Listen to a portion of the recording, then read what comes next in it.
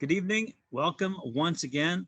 Recognizing though it might be morning where you are in the afternoon time, but here we are with Neil the Deal and it's Talkin' Fight. And this time we've got an American fellow lined up who beat one of the Great White Hope, Canada's Great White Hope, that is, out in the Calgary Saddle Dome quite a few years ago.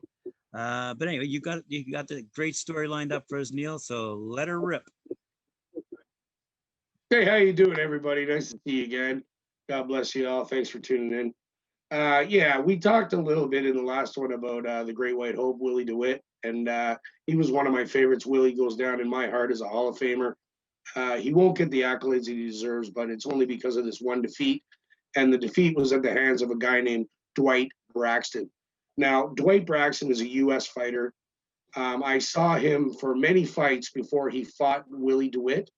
And I was basically saying to myself at that point, this guy is a monster. He's one of those guys that flies under the radar, kind of gets the title shot here and there. He did win some titles, we all know, but he was always like right close to the top, this Dwight Braxton guy. So, anyways, he unfortunately they unfortunately decided, Willie DeWitt's camp, to bring him in on the first try, and it didn't work out for Willie. But Dwight was one of those guys. He had a very long career. He basically fought everybody and anybody. He was a world title holder in the middleweight division. Then he moved up to cruiserweight, and then he went to heavyweight. So he was having a hard time making weight back in the day, and that's what happened. He just ballooned. He couldn't keep making weight, so he figured he might as well just move up in weight. So his record was 53 fights.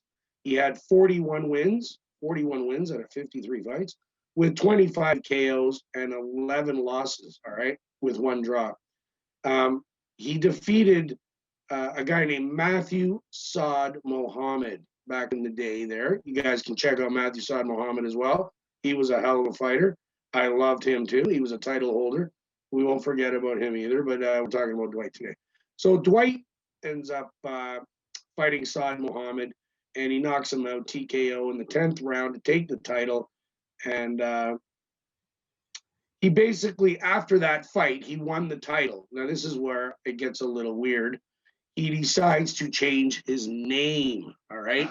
Kind of like Muhammad Ali and the Cassius Clay thing. So he changed his name from Dwight Braxton to, he changed his name to Muhammad Qawi. Dwight, I believe it's Dwight Muhammad Qawi.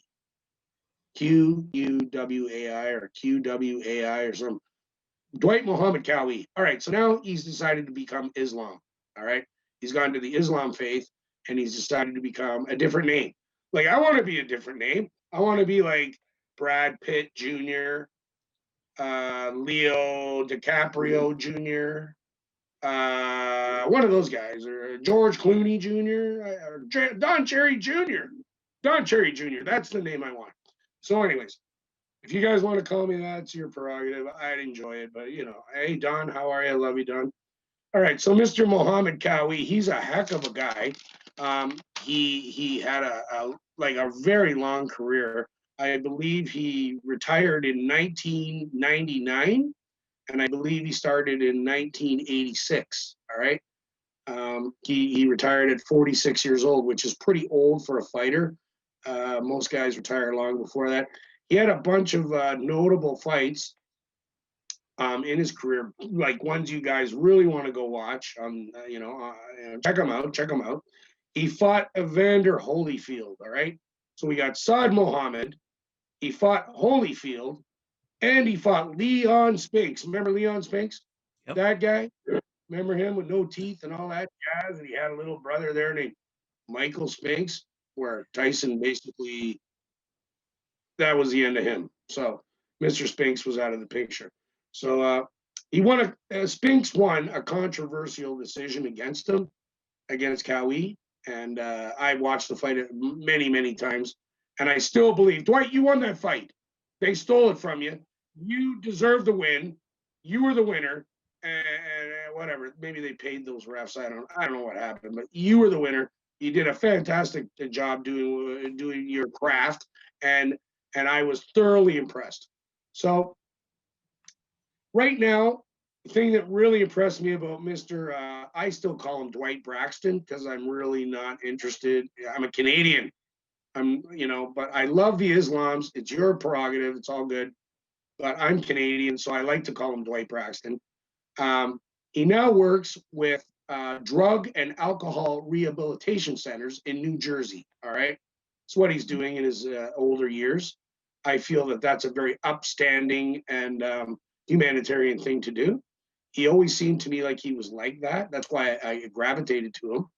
And he also he deals with not only adults but as well as children.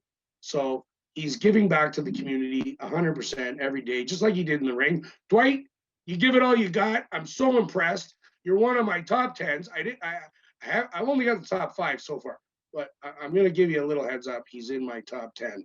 All right. Dwight Braxton, look out for him. Check out any of his fights, Graham. Check him out. That's certainly an interesting point you make about community, because it's something that all these boxers have in common.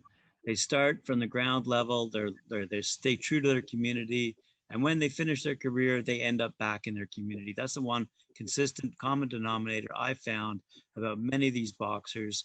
They just they have big hearts, they know what they're doing, they know why they're doing what they're doing, and that's what brings them back to the community. They're so tightly wound up in helping people out at the end of the day. They're great guys and gals.